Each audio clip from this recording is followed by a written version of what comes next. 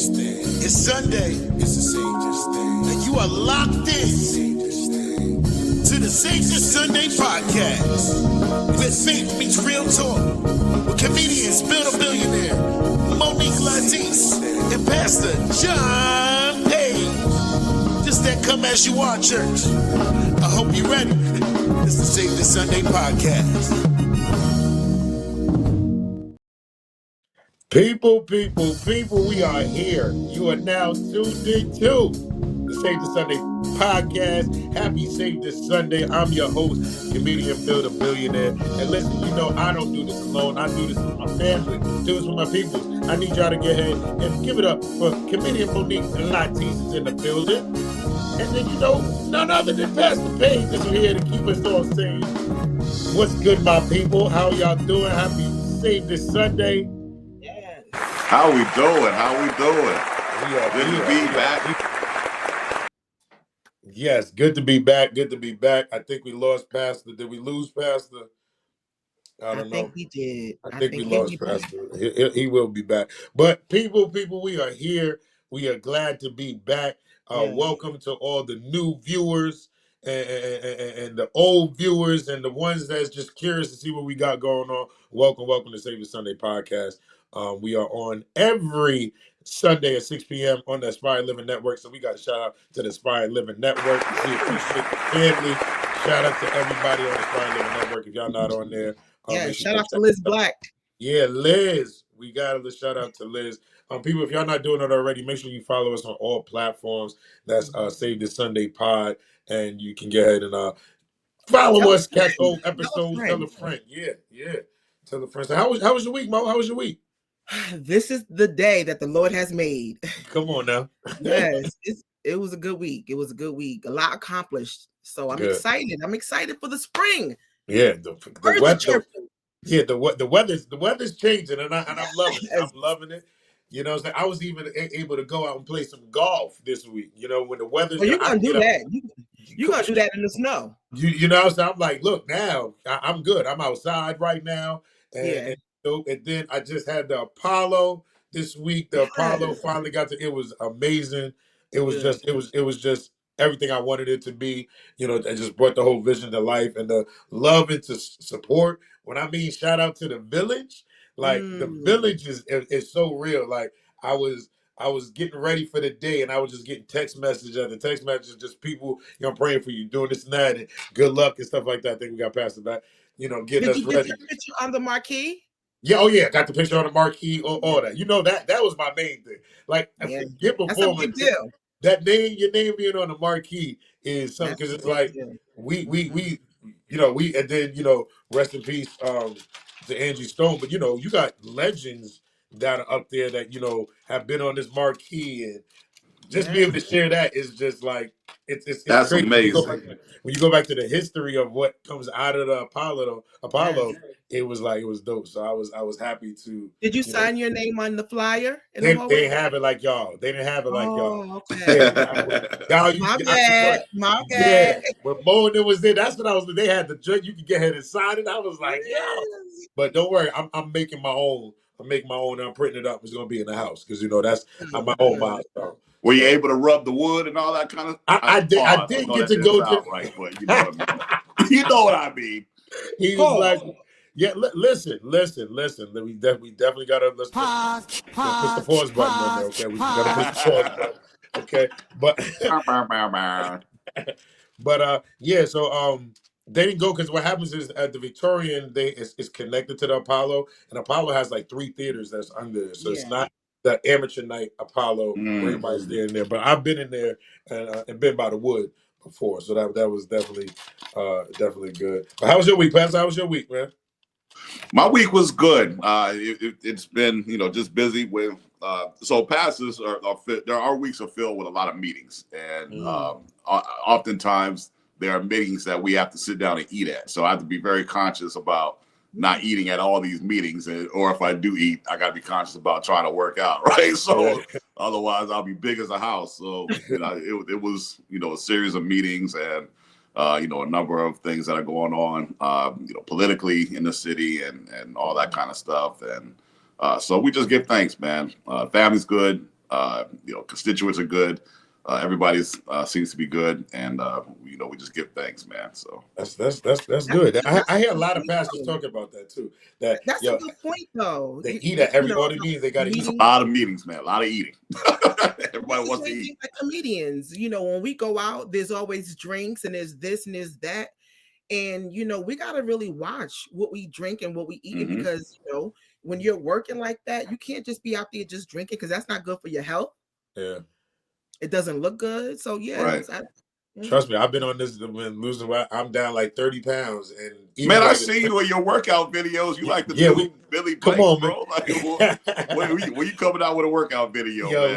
listen. Shout out to YouTube University and Instagram with all these different workouts. I'll be doing, but it's real because like Monique said, we'll have these shows and it's like late shows. So now it's late, and then I know Monique is just like me. We don't like to eat before the show. Like when we get there, so we eat after. So now, if we closing the shows, we getting off 10, 11 o'clock. Yeah. Last night, the show ended when I ended the show was like 12 o'clock. So now it's like, okay, now I'm going to eat at 12 o'clock. So now in my head, I'm like, what do I eat earlier? I can't eat this. And then I'm like, all right, so I got to work out. Because I gotta be able to compensate for all this stuff. So it's real. That's real. I've been dancing.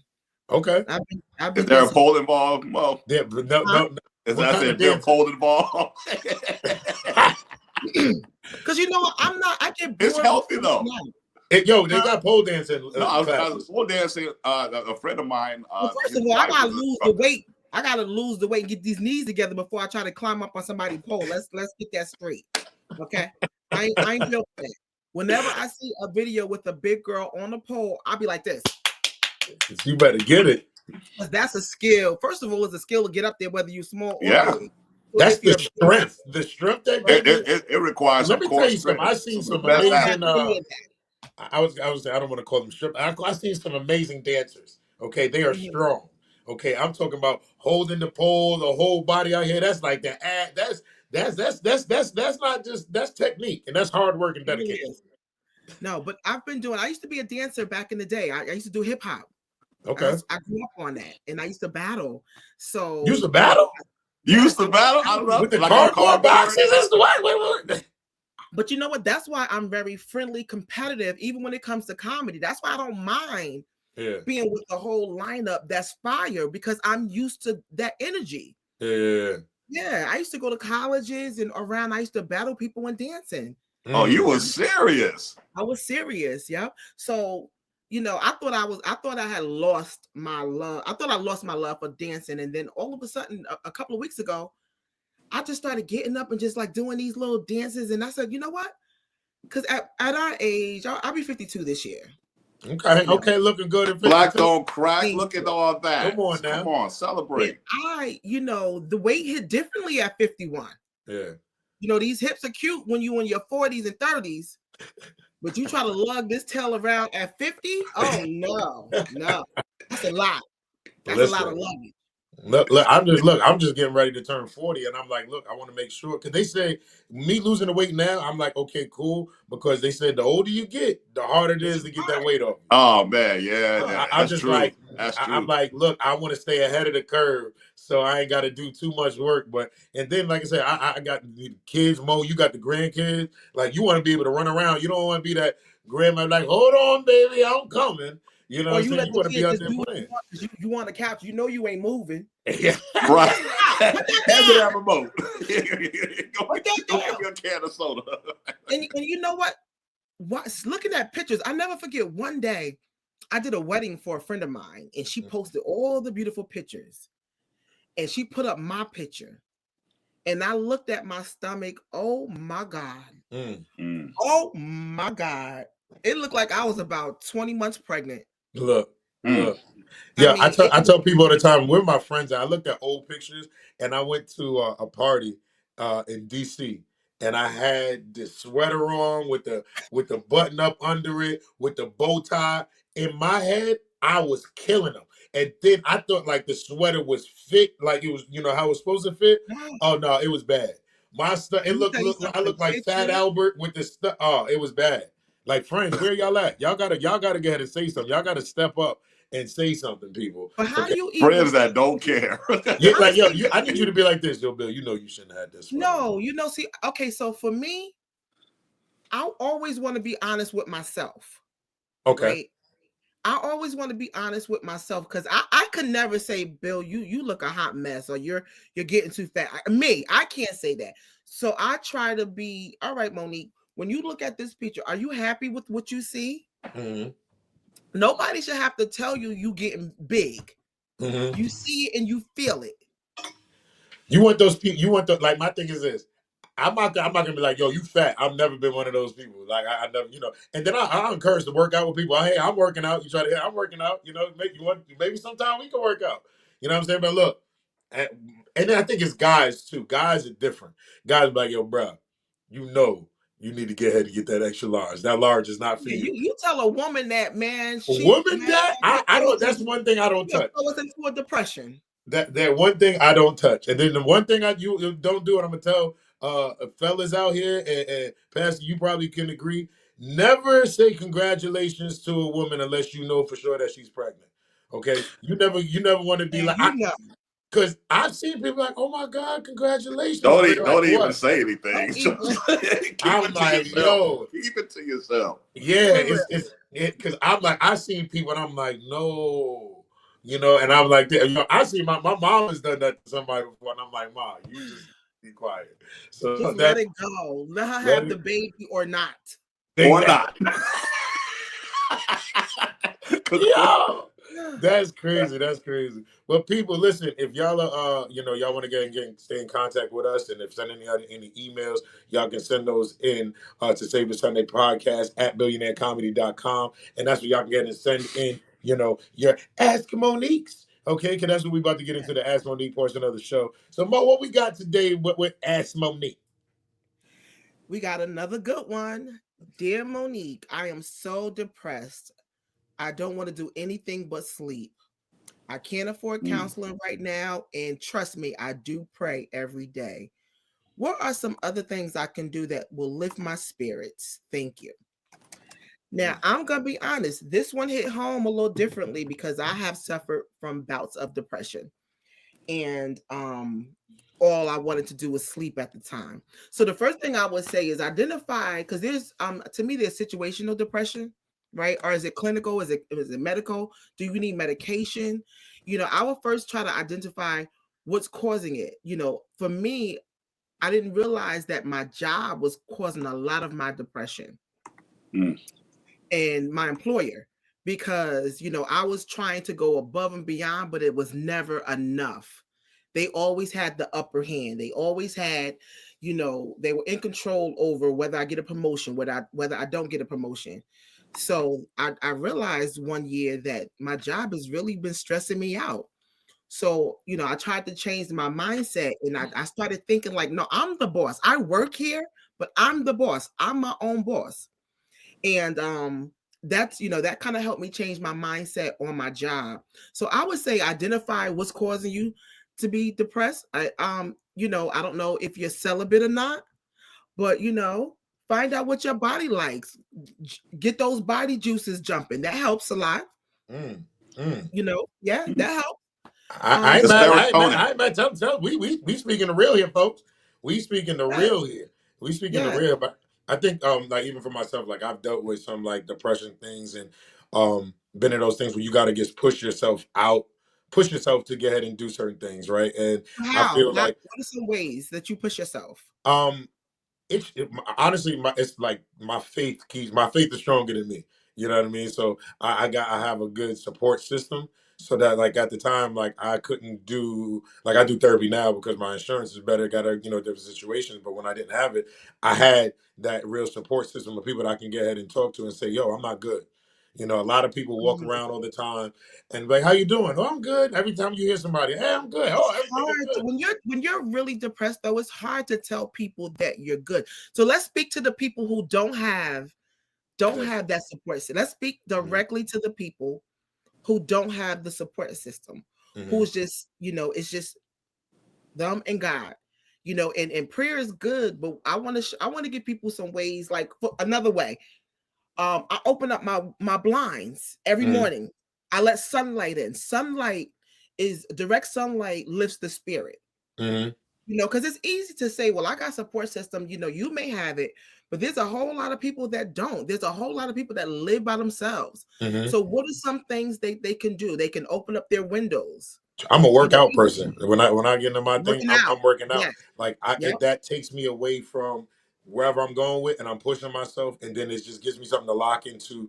And then when you start seeing the results, you start feeling better. You know what I mean? Because you're already down. You know what I mean? And then like I'm gonna be honest. Before I was working out, I'm saying, yeah, I can get a knockout doing 10 push-ups, tired.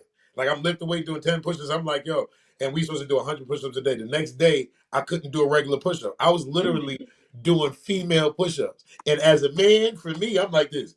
Nah, I gotta push. I ain't gonna be sitting here, doing no female. But once you get and start dedicating, you start seeing the results. It becomes like, okay, this is what pushes me to get here. And now it's like I like this feeling. I like how I feel, and that starts to lift us up. You know what I mean? And then know why you're depressed. Are you depressed because of finances? I know for me, when I was going through my depression, and finances had a lot to do with it.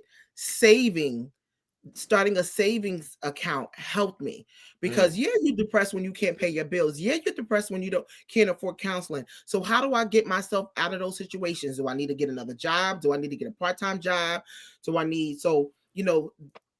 I would say to this person, try to take note as to what's making you feel depressed. Do you need to set boundaries with the people that's in your life? A lot of times, a lot of people suffer from anxiety, and it's because of everyone else that's, in their life calling them with, I need this, I need that. So of course you're carrying all of that energy, and it's not even that you may even be feeling depressed. It may be that you can't help everybody and you're feeling sad about that. So you may need to turn your phone off for a day. I know for me, I stopped following certain people, not because I don't like them. I don't stop being their Facebook friend, but I can't follow everyone. So social media plays a major part in why people feel the way they feel. Oh, everybody's doing this, everybody's doing that. I'm not accomplishing my goals. Maybe you need to put down social media for a while and focus on your goals. Because yes, it can be depressing. So these are some of the things that I suggest: lighting in your apartment, minimize your social media access, find out exactly why you're depressed. If you're depressed because of your employer, realize that you are the boss of your life. You are your own how do you pronounce it? Solo entrepreneur, but it's a solo. Yeah. So you are in control over your success, not your job. And once you realize that and you say good morning was a big deal for me. You'll be surprised how many people don't say good morning. Good morning jumpstarts your day. So I would just identify why you're feeling the way you feel. And like Bill said, work out. What do you say, Pastor, for a person they pray every day, they don't have a lot of family or friends around, and all they want to do is sleep, and they can't afford counseling right now? What are some tips that you have? I think just finding something that you enjoy doing. I think you mentioned earlier getting the serotonin or getting the juices flowing, finding things that will bring some form of joy or something to balance the sadness or anxiety. So for me, I play a lot of chess. I do a lot. I know it's weird in terms of, what do you do to kind of deal with your stress, but I find that when I'm engaged with, sort of mind games that I have to focus in on, I can distract and block out everything else and kind of just focus in on that. So, for me, the sort of puzzle games have always been a way for me to critically think about something and take a break from everything else. What's that? I said, you serious, huh? Yeah, it's real nerdy, I know, but it's what got me through. Focus more than chess. Chess is the ultimate. I'm sorry. Yeah, chess is the ultimate focus game. You play Mo? Yeah. You play? I know the pieces. I know the pieces. Look. I'm a checkers. All right. My kids is learning to play chess, but I think another thing I was when you talked about that is I do logos. I do Legos. I didn't know how much Lego, yeah. Legos are like addicted. Like my son brought them, and I'm helping him put this stuff together, and it becomes I'm just doing it. I'm like, yo, you can just go. Like just building these big projects, putting them together is just dope. But then I think a Have you lot of seen the show? There's like a Lego show. yeah, they are like, yeah, Have you it seen gets that? crazy. Yeah, it's crazy. But then I say self care I think is important because I know sometimes you can be in that mode and it's like for guys, maybe I'm not getting that haircut. You know what I mean? So you like woofing. When you look good, you feel good. You know, so that's why I feel like, get Yes. up to, go get you a cut. You know what I mean? Go Yeah. get you a massage. Go get your nails done. Let Start me tell taking you things something. like That that. Self haircut, care is important because once you yeah, come out that shop and you for got real. that cut, it's like, Yes. nah, it can't tell me I nothing right have thought that it was the end of the world, now. right? I'll wake up and I'm like, you know what? Today's not the day. I'm feeling like crap. Something to say, girl, go to the barbershop and get that mohawk tightened up. Mm-hmm. And it's like a whole different person. So, yes, Yeah. get your hair done. Go to the barbershop, get your hair cut. It changes the mood. Barbers are more than just barbers, they are counselors, miracle workers. Shout out to the barbers for real, for real. Come on now. Yeah. Come on, Yeah. yeah. Absolutely. But and then That's I a think gift. That's a big. That's more than a skill. That's a yeah. gift. Oh, that's a gift. And then I think meditation. Meditation for me, there's That's sometimes the good. Yeah. meditation is real. If you're really getting into meditating, and then I'll go ahead and let hit Alexa and be like, "Yo, play my gospel playlist," and just let it play and get Yeah. into that mode. Sometimes gospel music, if I Uh, can be honest, Mhm. sometimes gospel music keeps me in that sad mode sometimes. If No I can matter be which. No, I can get where it can do, but then some of it is like you need to really get into and listen to what's happening. Like not because some of it can put you in that sad mode and keep you down, but some of it is really pushing you and inspiring. That's for me. okay. Whatever. You know what I'm saying? But for me, sometimes you'll listen to stuff and a song will come on by random, and it'd be something that I need to hear, and then you So really what's listen some of the to gospel songs that you would suggest that people listen to? it. I like have you just heard I heard it's a song called I'm Healed Okay. by who was it? Who was it by? Because y'all need to listen to this. Hold Well, on. something I one thing is for me is something God by William Murphy. So that's something God is something that I've been listening to that'll do something. But it depends on what I'm going through at the moment, and it Yeah. will go ahead and Marvin hit me or Mayo. give me what's the name? Marvin Mayo is my song of the day. It's Marvin Gaye. called I'm Healing. I'm healing. Okay. Yeah, this because I can't me personally when I'm really going through, I gotta be selective as to what songs I listen to. That's like at a funeral. All that Yeah, I get you. grace, that make you cry even more. Yeah. You be sitting there like, All right. Yeah. oh, uh, yeah.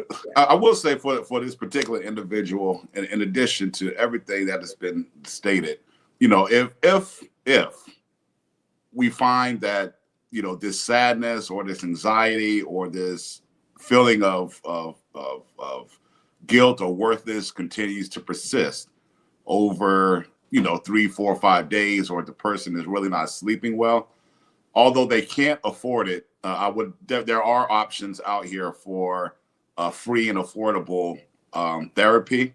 And sometimes, if the feelings consist, we do have to get diagnosed because there might be some imbalance, and we might need some help with the balance. So for the individual, there's always affordable counseling opportunities and efforts.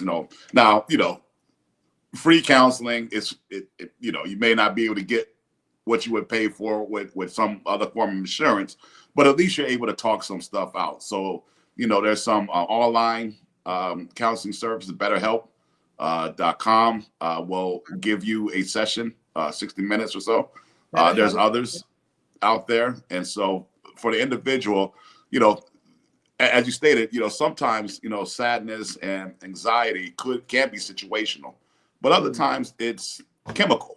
And if we find that there's consecutive days, even if we are doing some of these other things, doing a haircut or working out or doing some of these other things that will help individuals get that serotonin going, if we find that we're still in a place of sadness or in a place of having trouble remembering, or we're tired all the time, it could be something that's indicative of more than just what the situation is going on.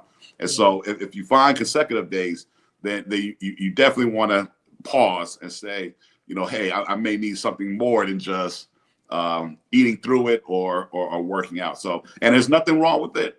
I don't want to, that there's nothing wrong with it. There's always affordable options. I would definitely lift that up. All the other things are cool, but one thing in our community, in Black and brown communities rather, is there's a stigma around mental health in general, and there's a stigma around what some of the facets of mental health look like. And I think as we continue to destigmatize this and continue to offer up solutions as a community, we want to be aware of just certain signs, because sometimes stuff can creep up. We were talking about weight loss earlier.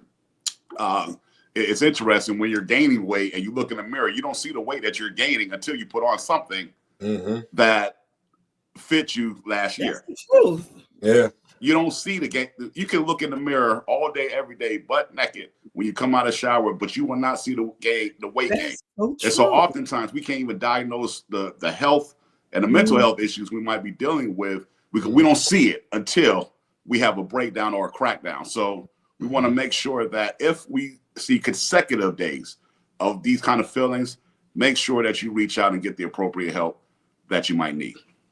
Come on now.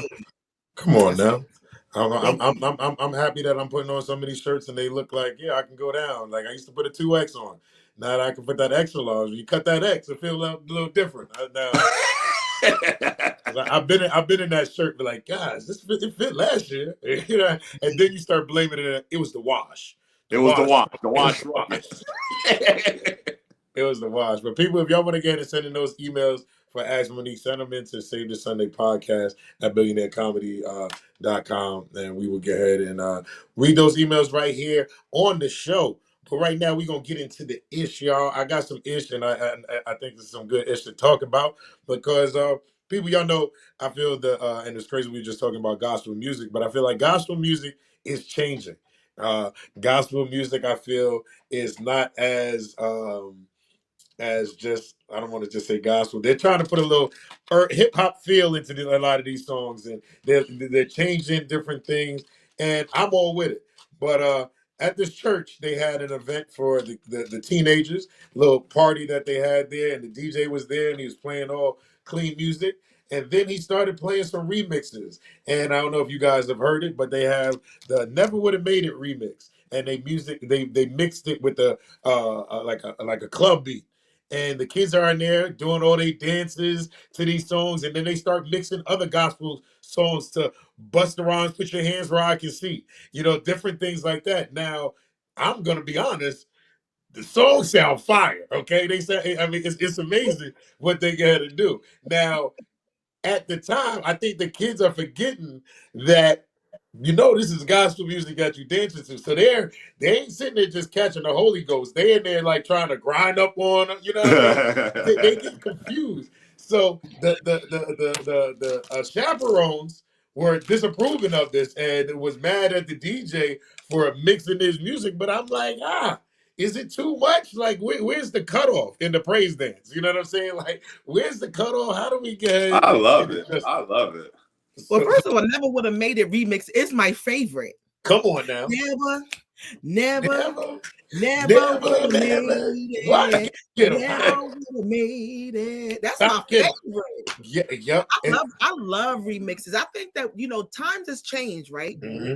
And so I think music should evolve, and I love when they mix a secular song with the a nice club beat. Again, I think it was the last episode where we talked about, come as you are, but don't stay as you are. Mm-hmm. We gotta, if the kids are in the church, they should be, somebody should be having a conversation. Mm-hmm. Kids. Yeah. Hey, keep it, come on now. Keep it cute. I think we're afraid to say anything. We just get our phones out and we taping, and then we posting. And now the church looks like, oh my God, what kind of church is this? There should be somebody in leadership that should be able to come up to the kids and say, listen, or the DJ, hey, let's keep it clean, keep it cute. I don't know. That's just my opinion on that. Pastor, how you feel about this? This is your church. You have an event for the kids, and something like this happens. Like, how do you feel about it? I love it. I love the platform. I love trying to reach people where they are. Yeah. I love, if we look at the history of music in general, any kind of progress or evolution in the church has always been met with some form of questioning or resistance. I remember when Mary Mary now came out. I remember when Kirk Franklin came out with Stomp, and people were stepping and all that kind of stuff. And I remember when, I'm not old enough to remember when drums were first introduced to the church, but I'm pretty sure that when drums came to the church, people had a problem with blues and all that. So I don't think there's anything wrong with being able to. And the other thing is using art, right? Just art in general. I believe that God gave us that as an expression. And so we have people who are able to express and remix things so that the beat, there's a whole entire club in Orlando that plays nothing but Christian, CCM, and gospel music. It's a club, and CCM and gospel music. Now, the other thing is, most of our young people, and even some of us, when we listen to music, we listen to the beat first and then the lyrics second. And so if there is a message, that if the beat is able to capture them, and then somehow subconsciously they're able to listen to the lyrics too, I'm all for it. I mean, Busta Rhymes is going to get a party started. The beat is going to get the party started. Exactly. And then you infuse a little bit of, Jesus loves you and do right by your neighbor. I mean, come on. I'm here. Yeah. What do we remix, like Shirley Caesar and, I don't know, Otis Redding or some of these other, sort of gospel artists. Like, they should have been doing this. Yeah, and I think what it also does, it opens up, when it comes to the kids, it gives them that expression to still feel like I can party, I can still have fun and do it with God, let's just say, right? I'm not expecting none of my I'm not expecting my 7-year-old daughter or none of my young people to get up there and do the praise holy dance. Exactly. They don't know that. They know the whole. Yeah. The TikTok. The TikTok, yeah. See, so I feel like that's a way for them to express themselves, and then it brings them it's bringing them to the church. They'll be like, "Yo, this party wasn't bad." You be like, "I know for myself. I hear, yo, we got a party at the church." I'm like, "No, I'm good." You know what I'm saying? But churches are even doing karaoke now, and I love it. I love a good church. I love it too. Because let me tell you something. At a normal karaoke, very few have real singers there. I think Billy's is one that has real singers there. But normally karaoke is for people who really can't sing and just want to get up and have fun. But when you do a karaoke in church, you got the choir harmonizing off a second. Oh, shoot. That karaoke is great. No, that karaoke, I look, and Mo, you know me, I do the karaoke and I'll go ahead and play. We do that, and we would do something like with the church and ones I've been seeing, I'm like, no, I'm gonna say, because they be in there singing. Yes, they I'd do. Be like, what? I would not sign up. They'd be like, John, you want to I'm good. I'm good. But you know what they're doing now? What they're doing now is sing along karaoke. Yeah. So no one gets up to do it, by themselves, but like the DJ will play the song and then everybody in the audience is singing their old school song. I love it. I don't know who created karaoke, but whoever started it. Yeah. No, I think it's great that, the faith community in general has began to embrace this idea of really just enjoying life. We get one.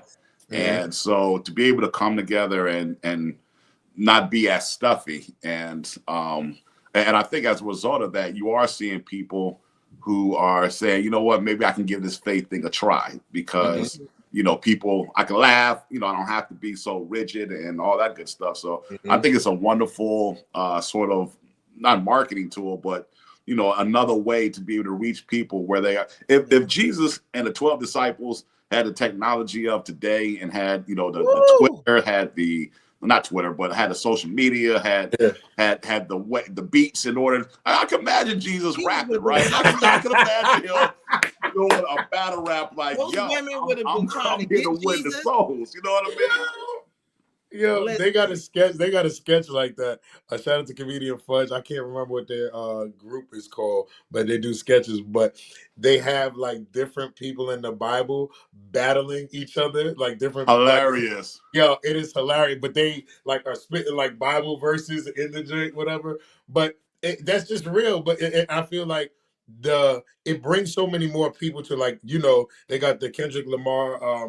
They Not Like Us. We've seen a lot of Kendrick Lamar skits. But have you seen? But have you seen, like, they have Christian rappers that are remixing it to and they got some bars on there. But this is the thing, to where people are listening to, like you said, the beat is gonna catch you. Everybody's got They Not Like Us. Everybody knows that. So now you already listening. But then what they talking about, it was like, oh, this straight sound good, and it's Christian rap, or whatever they doing. So I think it's an expression that's bringing more people, to the church, or just giving them that other outlet. My As far as grandmother, rest her soul, bless her heart, she would roll over in her grave.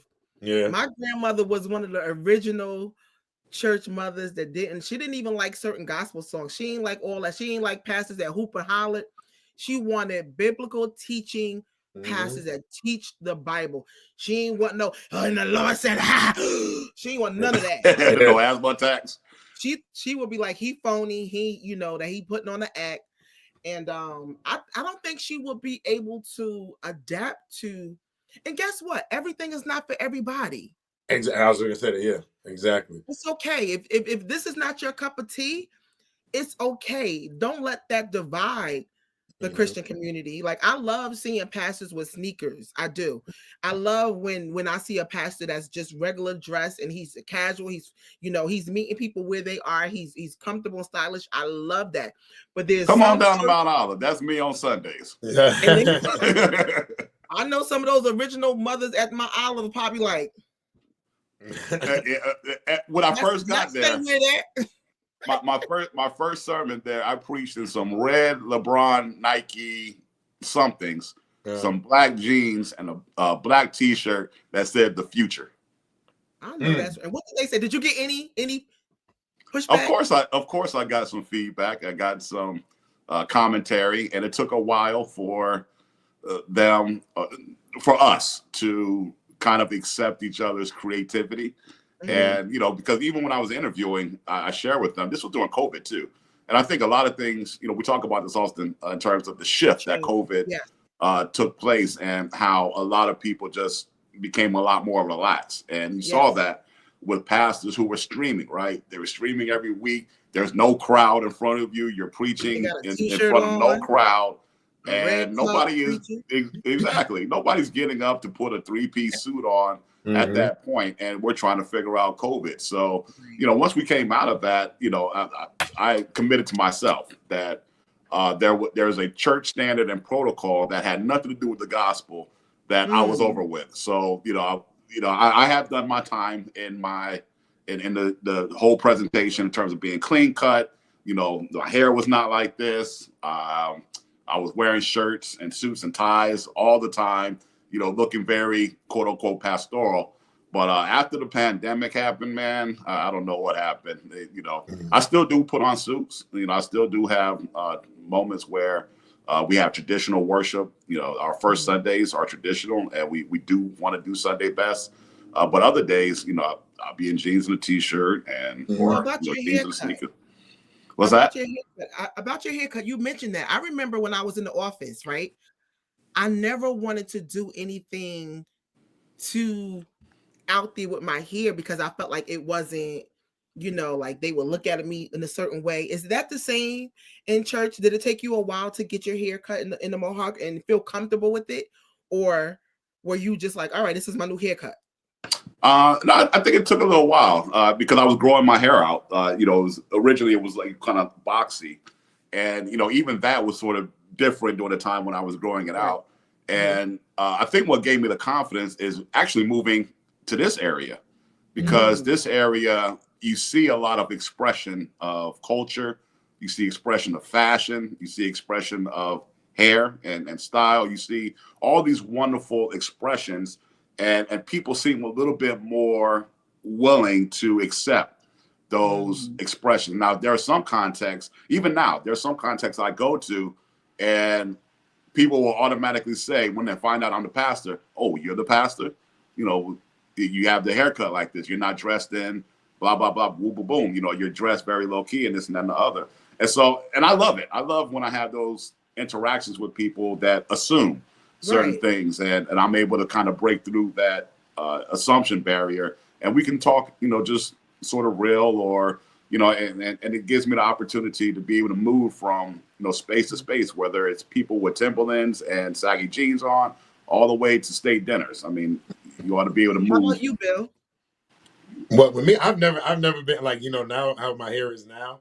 Like I've always been a low cut, do whatever. But then I guess so was it because you were working in the office, or because no, it was just for me. It was just no, I just did that for me. I just wanted to do something different, and I was like, okay, let's do it. I've never been like, this is the most I've ever had hair like this. You know, before I was just low cut, do whatever. But now I'm just like, hey, let's do it. I never wanted to get ahead and be like, oh, of course my job, I can't do this. And no, this is gonna be me. This is how I express myself. Okay. Yeah. What about you, Mo? As a female, cutting it down short, and then the mohawk, it's killer on you, but to go to that decision. Yeah, so this is actually long for me because I usually for years I wore my hair like either a little low curly afro or a Caesar. But I know when I was working in the office, to my point, I was always mindful about, you know, what they would say, how it would look in certain leadership positions. And I just feel like, you know, now that, you know, I'm walking in this entrepreneur season, I just feel more expressive. You know, I want to dye it blue. I want to dye it, you know, green. And I feel like now finally I can do these things, because I always worried about what the office was going to say. Yeah, and I think we gotta get ahead and be like, this is me, and everybody's got to accept me for who I am. As long as I'm able to do what I get ahead and do it, and I'm respectful of it, I look clean and do this and that. Hey, you express yourself, do how you're gonna do it. And I feel like, you know, just and back into like when we talking about the music, you know, times are changing. People have to understand that the times are changing. Like even when it comes into churches now, right? I got a joke about me searching for a new church because I have moved, and people's standards are different. You know how the old church was just a regular church and everything. Now I want to know what color lights they got. You know what I'm saying? What's the light show looking like? You know, what size TV screens they got? You know what I mean? You got is there smoke that comes out? Is there smoke that's coming out? Do they have on it? You know what I'm saying? People are really like, times have changed. Some of the older people like this. Why we need all this money for the sound system? Why we need all this for these lights? But that is the way like a lot of these things is going. So, you know, I think just people got to be open for change when it comes that way. When it comes to that. But people, if y'all want to send some issue, y'all can send it to Save the Sunday Podcast at billionairecomedy.com. But y'all know what time it is, people. It is time to bring somebody to the altar. So, Pastor, who are we bringing to the altar today? Come to the altar. Who's coming? Listen. Some of y'all, it is Lenten season. It's the season of Lent. 40-day journey from Ash Wednesday all the way to Easter. But some of y'all are out here treating Lent like it's a trendy detox challenge. Talking about, I'm giving up Starbucks for 40 days. But what's the point of giving up something if you're not drawing closer to God? Right? Lent isn't just about a temporary sacrifice. It's about lasting transformation. It's deeper than just cutting out snacks and Netflix and social media. But it's about repentance, reflection, and renewal. Repentance means to change one's mind back to God. Renewal or reconnection means to reconnect the spirit. Renewal means to begin again fresh, right? The purpose then of Lent is a 40-day season that leads up to Easter that mirrors Jesus's 40 days of fasting in the wilderness. It's about self-denial, about prayer, and about preparing our hearts. However, too many times we focus on what we're giving up and not what we're gaining spiritually. We're giving up soda, but we're still being bitter and unforgiving. We're taking a break from social media, but we're not developing and spending more time with God. Isaiah 58:6 says, is this not the kind of fasting I have chosen, to loose the chains of injustice and untie the cords of the yoke? Fasting then, or giving up something, should change our hearts and our actions, and not just something that we're casually giving up for the sake of giving up something. So then, let us remember that Lent is not a spiritual weight loss challenge or a break from guilty pleasures, but it is a call to grow in our faith. And I'm curious for you guys, what's the funniest or most random thing that you've ever heard somebody give up for Lent? The craziest thing. All right, I have. This is gonna be crazy. I have a friend that we went to school with, and I was like, "Yo, I don't know if you can do this." He said, "For Lent, I'm giving up watching porn," and I said, "What? Like, like, what do you? What? Like, that's real?"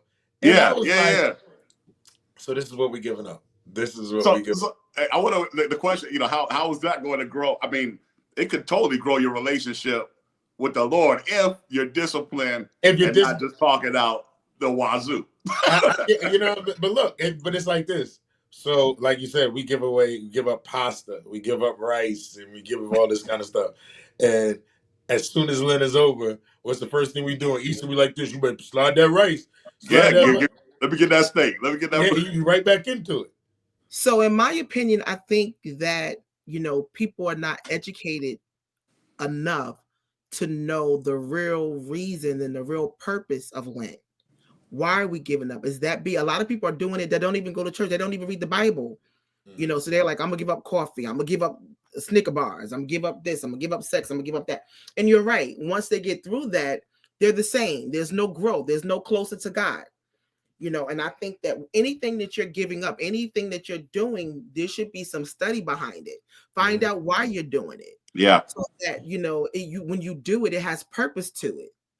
I'm not giving up anything that I don't understand why I'm giving this up. Even with everybody saying, don't shop, don't do this, don't go to Target. And nobody knew why. People were saying it that don't even know why they're doing it.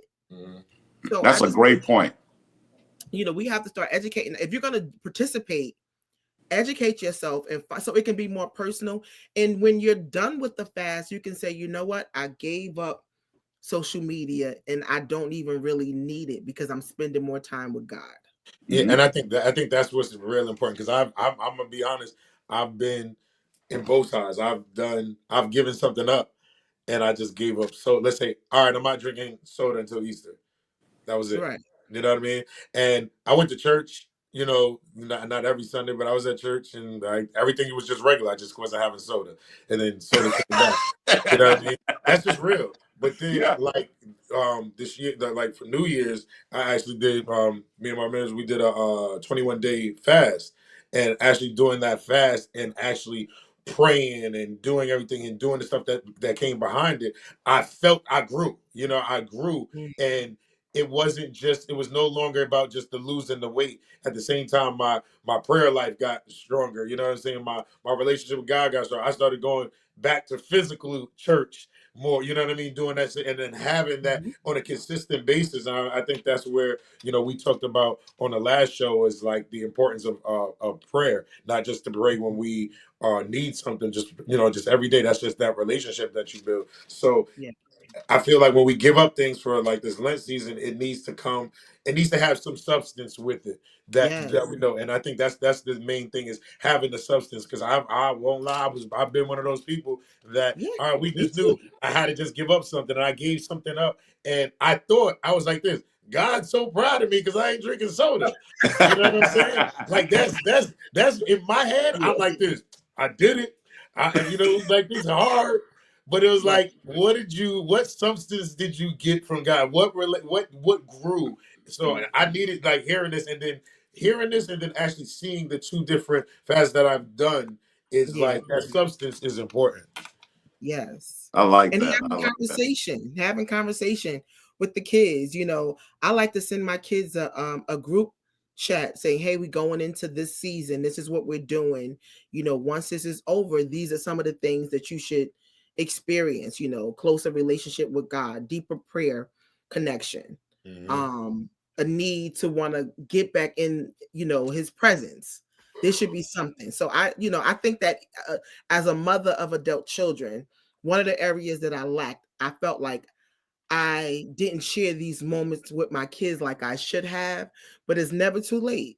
I hate group chat. I hate group text, but I'm starting to utilize it because it's a way to get out, a message or information to my children that they may not even realize. Oh yeah, because they may not be going to church every day. But I want them to think about, don't just give up soda, give up, choose something that you can give that's going to draw you closer to his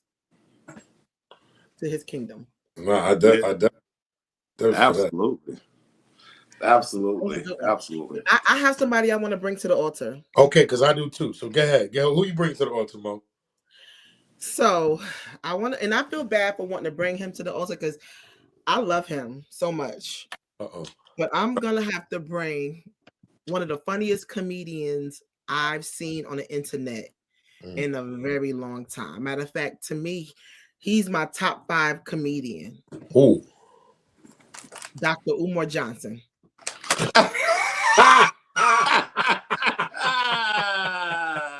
Baby, that man is the funniest man. He is the funniest man I've ever seen on the internet, and that's hands down. Yeah. Period.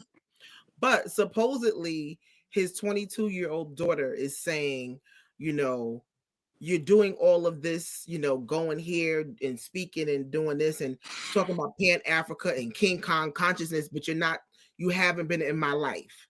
I've been trying to reach out to you. I've been doing this and I've been doing that. And I heard his response to her. I thought maybe it was somebody just setting him up. Maybe somebody just saying, oh, that's my father. The internet, anybody can say anything. Yeah. But he actually said, how you been trying to find me? And I got the same phone number to his daughter. I had the same phone number for 20 years to his daughter. So I want to bring him to the altar because I feel like a lot of times fathers, when they haven't done the things that they're supposed to do, right, they automatically push us into a category like, well, you could have reached out, you could have did this, you could have did that.